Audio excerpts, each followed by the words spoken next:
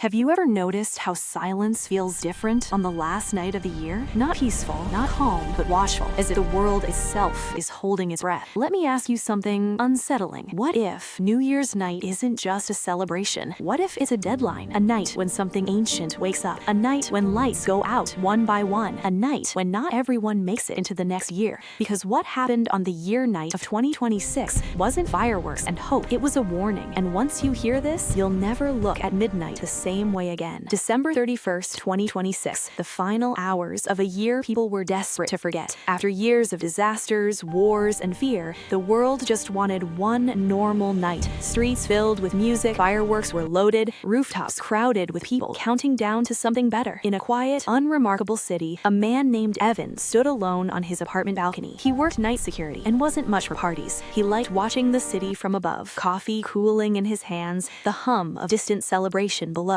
At 10:47 p.m., Evan noticed something off. Fireworks were going off across the skyline, but there was no sound. Bright bursts of color bloomed in the sky, completely silent. He pulled off his headphones, still nothing. No cheering, no traffic, no wind, just a thick, uncomfortable stillness, like the world had been muted. Then his phone vibrated. A citywide emergency alert flashed on his screen and disappeared before he could read it. At the same moment, every digital clock in his apartment reset to 11:11 p.m. and stopped. Evan laughed nervously, telling himself it was just another end-of-year glitch. But glitches don't make your skin crawl. By 11:20, social media began filling with strange posts. People around the world were uploading photos of the sky. No stars, no clouds, just a deep shifting darkness, like oil slowly spreading overhead. Some joked about pollution, others blamed weather anomalies. Then the live streams started freezing mid-sentence. A countdown host whispered, "Why does the sky look like it's bending?" before the feed cut out. Fireworks vanished mid-air, extinguished like candles. Evans squinted into the darkness and felt his stomach tighten. There were shapes up there, tall, thin, descending, not falling, lowering themselves down. He raised his binoculars and instantly regretted it. One of the shapes turned its head and looked straight at him. His phone rang. Unknown number. He answered. A calm, emotionless voice played, not live, recorded. Year night protocol has begun. Remain indoors. Do not acknowledge the sky. The call ended. Below him, people were still laughing, still cheering, still counting down a future they didn't know was slipping away. At 11:58 p.m., the power went out, not flickering, gone. Cities across the world plunged into darkness at the same time. Emergency radios crackled with overlapping voices, repeating the same phrase over and over. Time synchronization lost. Evan checked his watch. Still 11:11. Then came the sound. A low vibration, not loud, but heavy. It pressed against the chest more than the ears. From the sky, people screamed as shadows stretched unnaturally long, pulling away from their owners. One man's shadow stood up on its own and walked away. Then midnight arrived. No fireworks, no cheers. Every remaining screen, radio, and phone displayed the same message. The year has ended. You have not. That's when the figures descended fully. They didn't run. They didn't chase. They simply moved through the streets, calmly collecting. Anyone who looked directly at them froze in place and vanished. Clothes collapsed to the ground. The air smelled burned, metallic. Evan hid under his desk, whispering prayers he hadn't believed in since childhood. Then he heard knocking, slow, careful, from inside his apartment. Evan survived the night, but survival doesn't mean escape. When the sun rose on January 1st, 2027, the world acted like nothing happened. Officials blamed power failures, mass hallucinations, panic, but millions were gone. Entire buildings stood empty, cars abandoned mid-road, breakfast left untouched on kitchen tables. Evan gave his statement. Authorities smiled politely and told him shadows don't walk away on their own. They confiscated his phone. What they didn't know was that Evan had sent himself a voice message during the worst moment of the night. Weeks later, alone, he finally listened to it. His own voice whispered back at him. They said this happens every few years. When the world gets too loud, too confident, too careless, they don't kill us, they balance us. The recording ended with a whisper that wasn't his. See you next year night. Evan checked his calendar. December 31st, 2026 was already circled. The year night was erased from history, deleted from archives, buried under excuses. But some people remember. They remember the silent fireworks, the watching sky, the midnight that didn't belong to humans. And as another year ends somewhere in the world tonight, ask yourself one thing. When the countdown reaches 0, are we celebrating or are we being counted? If you want more stories that stay with you long after the screen goes dark,